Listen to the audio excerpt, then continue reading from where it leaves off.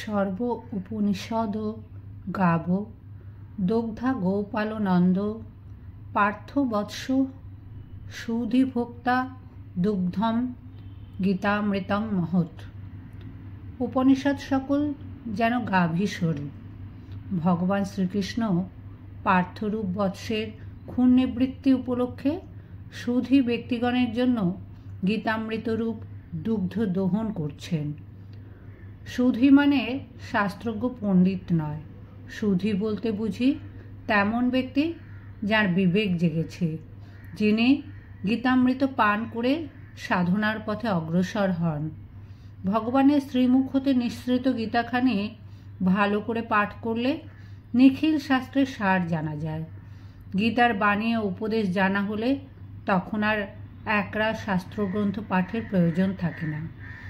মহাভারতের অশ্বমেধ পর্বে আমরা একটি ব্যাপারে উল্লেখ দেখতে পাই। যুদ্ধের অনেক দিন পরে অর্জুন শ্রীকৃষ্ণকে বললেন, কুরুক্ষেত্রে তুমি যে গীতা শুনিয়েছিলে তার অনেক কথা ভুলে গেছি, এখন আর একবার আমাকে শোনাও।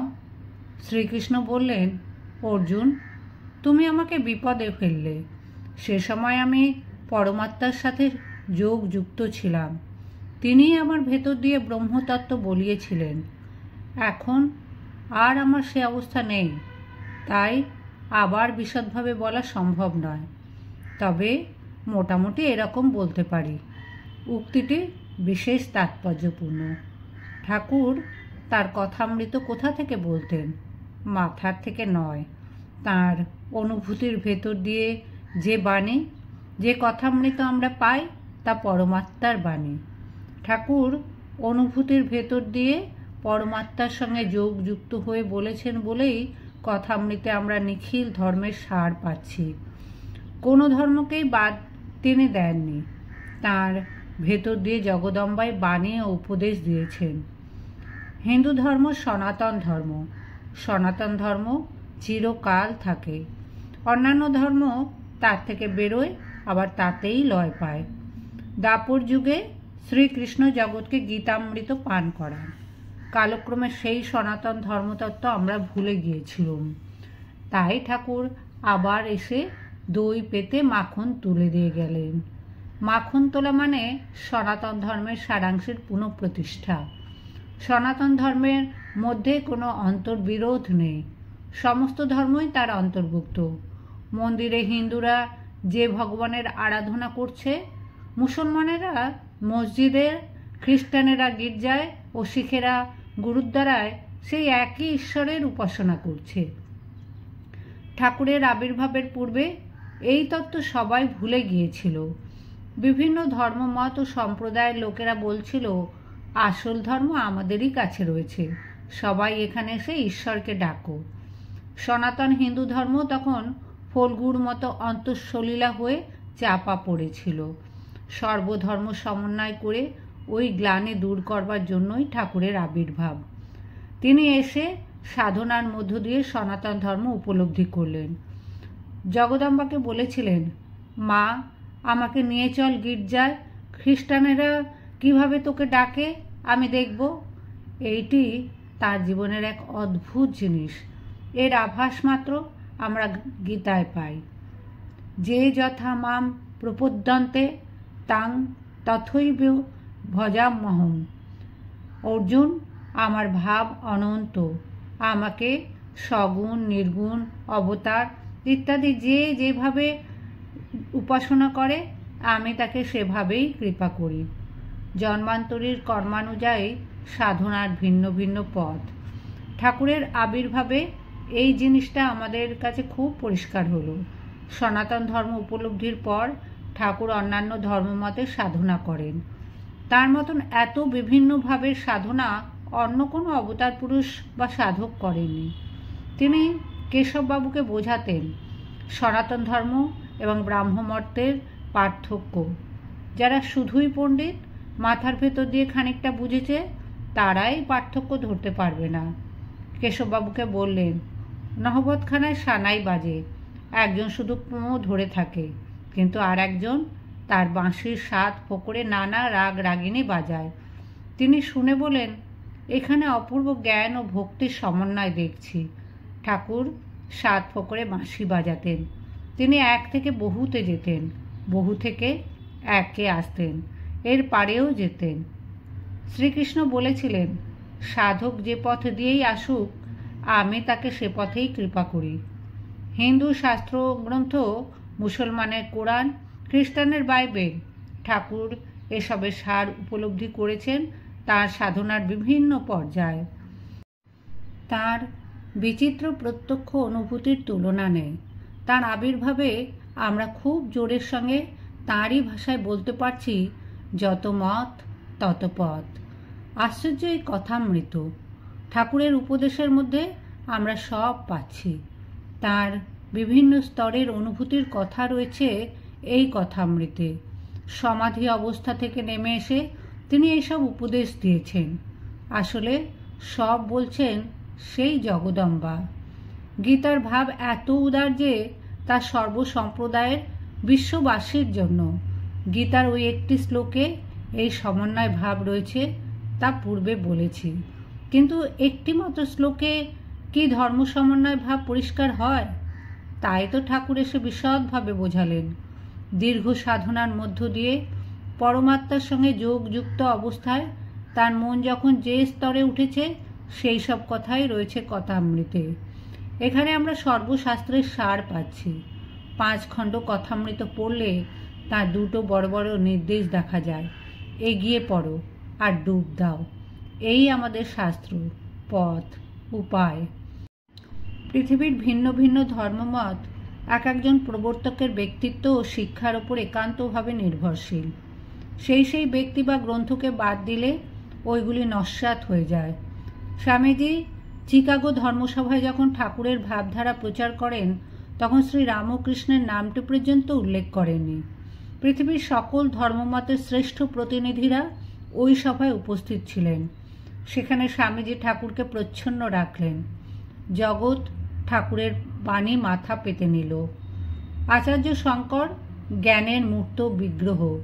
মহাপ্রভু শ্রী চৈতন্যের মধ্যে প্রেম ভক্তির পরাকাষ্ঠা। ভগবান শ্রী রামকৃষ্ণ ভক্তিতে শ্রী চৈতন্যবৎ, জ্ঞানে শঙ্করবৎ। ভাষ্য পড়ে গীতা বোঝা যায় না।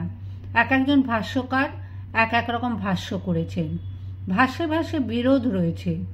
গীতা বুঝতে হবে শ্রীকৃষ্ণের ভেতর দিয়ে, শ্রীকৃষ্ণের জীবন থেকে। ঠাকুরের জীবনটা আবার গীতা, উপনিষদ ও অন্যান্য শাস্ত্রের ভাষ্যস্বরূপ। ভগবান ভক্তের জন্যই অবতীর্ণ হন, অভক্তের জন্য নয়। তিনি ভক্তকে কত ভালোবাসেন। অভক্ত গীতার অধিকারী নয়। অর্জুন শ্রীকৃষ্ণের বড়ই প্রিয়। গীতা শেষে ভগবান তাই শতপ্রবৃত্ত হয়ে তাকে অযাচিতভাবে গুহ্যতম পরম উপদেশ দিচ্ছেন, যা অর্জুন তাকে জিজ্ঞাসাই করেনি। হে অর্জুন, ঈশ্বর সর্বজীবের হৃদয়ে অধিষ্ঠিত থেকে মায়ার দ্বারা তাদের যন্ত্রারূঢ় পুতুলের মতন চালিত করছেন। এই সেই গুহ্যতর উপদেশ। শ্রী ভগবান সর্বজীবের হৃদয়ে রয়েছেন। হৃদয় শ্রেষ্ঠ মন্দির। উপনিষদ হৃদয়কে রথ বলেছেন। আগে তিনি, তারপর তুমি, আমি। তিনি আছেন বলেই আমরা আছি। শ্রী ভগবান আমাদের হৃদয়ে অধিষ্ঠান করে আমাদের চোখে মোহের ঠুলি বেঁধে দিয়ে মায়ার নাগরদোলায় আমাদের ঘোরাচ্ছেন। এই ভাবটি রামপ্রসাদের গানে রয়েছে। মা, আমায় ঘুরাবি কত, কলুর চোখ বাঁধা বলদের মতো, ভবের গাছে বেঁধে দিয়ে মা পাক দিতেছ অবিরত। কি দোষে করিলে মা আমায় ছটা কলুর পদানত? এই অসহায় অবস্থার অনুভব না হলে, নিজেকে একেবারে নিঃসম্বল বোধ না হলে শ্রী ভগবানকে সম্বল করা যায় না। যতক্ষণ অভিমান ও আমিত্ব, ততক্ষণ আমরা কারো কাছে সাহায্য চাই না। তাই গীতায় ওই গুহ্যতর উপদেশের পরবর্তী শ্লোকে শ্রীকৃষ্ণ আসল কথাটি বলেছেন, তমেব শরণম গচ্ছ সর্বভাবেন ভারত, তৎপ্রসাদাৎ পরাম শান্তিম স্থানম প্রাপ্যসি শাশ্বতম। এখানে বলছেন সর্বভাবে একমাত্র শ্রী ভগবানের শরণ নিতে হবে, তাহলেই আসল পরমা শান্তি লাভ করবে এবং সে অবস্থা থেকে আর বিচ্যুত হবে না, আর এ সংসারে ফিরে আসতে হবে না। সর্বভাবে মানে কায় মন বাক্যে, মন মুখ এক করে ভাবের ঘরে চুরি না করে। কথামৃতে ঠাকুর বলছেন মাস্তুল আশ্রয় করতে। মন পাখি কেবলই উড়তে চায়, যতক্ষণ না ডানা বেদনা হয় উড়ছেই। আমাদের হৃদয়ে শ্রী ভগবান রয়েছেন, তিনিই মাস্তুল। মাস্তুল আশ্রয় করা মানে ভগবানের শরণাগত হওয়া। ঠিক ঠিক শরণাগত ভাবটি ভগবানকে ডাকতে ডাকতে আসে, তখন ডানা বেদনা হয়, সাধন বিনা হয় না। কবীরের উপদেশে আছে, মায়ার যাতা ঘুরছে, জীবগণকে পিষে ফেলছে। যাতা একটা পাথরের ওপর কিলের দ্বারা আর একটা পাথর বসানো থাকে। ওপরের চাকা ঘুরে চলে আর শস্যের দানাগুলো চূর্ণ হয়ে যায়। দু চারটে দানা যারা ছুটে গিয়ে কিলের কাছে দাঁড়ায়, শুধু তারাই পিষ্ট হয় না। সংসারে গুটিকতক লোক মায়াযন্ত্রের হাত এড়িয়ে অক্ষত থেকে যায়। আসল কথা, ভেতরে যেতে হবে, বাইরের কিছুর উপর ভরসা নেই। এগিয়ে পড়ো। কথামৃতের কাঠুরের গল্প আছে। প্রথমে চন্দনের বন, তারপর ক্রমে ক্রমে রূপোর খনি, সোনার খনি, হীরের খনি। গীতার শেষে শ্রীকৃষ্ণ বলেছেন, যিনি ভেতরে রয়েছেন তাঁর স্মরণ নিয়ে পড়ে থাকো। ঠাকুর বলছেন, এক হাত ঈশ্বরের পাদপদ্মে রেখে আর এক হাতে সংসারের কাজ করো। গীতার গুহ্যতম শ্লোকে ভগবৎ কৃপা লাভের উপায়স্বরূপ 4টে জিনিস করতে বলেছেন। মন্মনা ভব, মদ্ভক্ত, মজ্জাজি, মাম নমস্কুরু। মাথা নত করো, কাঁচা আমিটাকে মারো। এইটি সাধন করলে আত্মসমর্পণ আসবে, বাকিটা ভগবান নিজেই করে নেবেন। তাঁর কৃপায় তাকে লাভ করবে। ঠাকুর বলেছেন, কেউ ঈশ্বরের দিকে 1 পা এগোলে তিনি তার দিকে 100 পা এগিয়ে আসেন। প্রথমে লোকে মন্দকে ছেড়ে ভালো, পাপকে ছেড়ে পুণ্য, অজ্ঞানকে ছেড়ে জ্ঞান আশ্রয় করে।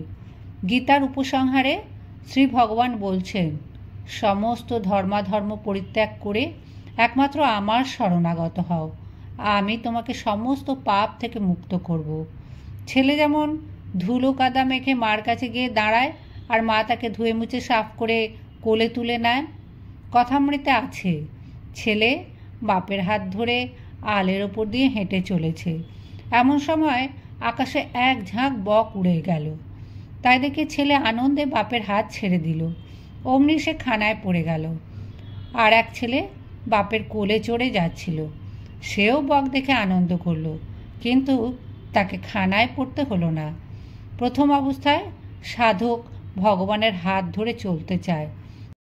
ছেলে যদি বাপকে ধরে চলে তাহলে বরং পড়তে পারে, কিন্তু বাপ যদি ছেলেকে ধরে সে ছেলে কখনো পড়ে না। আর বিড়ালছানার দৃষ্টান্তটি কেমন সুন্দর। বিড়ালছানা কেবল মিউ মিউ করে ডাকে। তার মা যা করে, কখনো হেসেলে রাখছে, কখনো বাবুদের বিছানায়, সর্বক্ষণ মার ওপর একান্ত নির্ভরতা, পূর্ণ আত্মসমর্পণ। কথামৃতে আরেকটি বলেছেন, সংসারে থাকো ঝড়ের এঁটো পাতা হয়ে। ঝড়ে এঁটো পাতাকে কখনো ঘরের ভেতর নিয়ে যায়, কখনো আস্তা কুড়ে। এখন সংসারে ফেলেছেন, ভালো, এখন সেখানেই থাকো। আবার যখন ওর চেয়ে ভালো জায়গায় নিয়ে যাবেন, তখন যা হয় হবে। ঈশ্বর ইচ্ছার ওপর 16 আনা নির্ভর চাই, একবারে 5 বছরের বালকের মতন।